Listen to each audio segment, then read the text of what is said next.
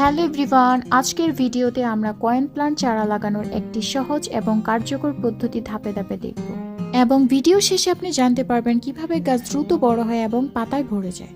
শুরুতেই টবটিকে সুন্দরভাবে পরিষ্কার করে রং করা হয়েছে যাতে টবটি দেখতে আকর্ষণীয় হয় এবং দীর্ঘদিন ব্যবহার করা যায়। এরপর কয়েন প্লান্টের জন্য উপযুক্ত পুষ্টিকর মাটি প্রস্তুত করছি।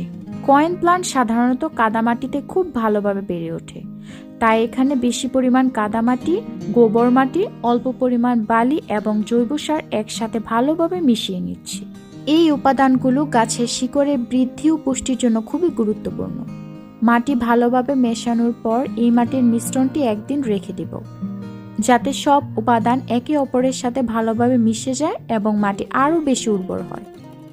পরদিন এই প্রস্তুত করা মাটি টবের ভিতরে সুন্দর ও পরিপাটি করে ভরে নিচ্ছি যাতে রোপণের সময় গাছের শিকড় সহজেই বসানো যায়।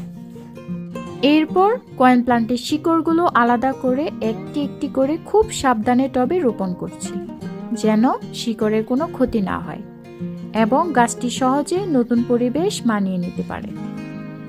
রোপণ শেষ হলে গাছের কিছু পুরনো ও অতিরিক্ত পাতা প্রুনিং করছি। এর ফলে গাছ থেকে নতুন শাখা বের হয় এবং কয়েন প্লান্ট আরও বেশি বসি, ঘন ও স্বাস্থ্যবান হয়ে ওঠে। সবশেষে গাছের গোড়ায় পরিমাণ মতো পানি দিচ্ছি যাতে মাটি ভালোভাবে বসে যায় এবং শিকড় দ্রুত শক্ত হয়ে যায়। কয়েন প্লান্ট মাটিতে সব সময় পানি দিয়ে রাখতে হয় কারণ কয়েন প্লান্ট স্যাঁতসেঁতে মাটি খুবই পছন্দ করে।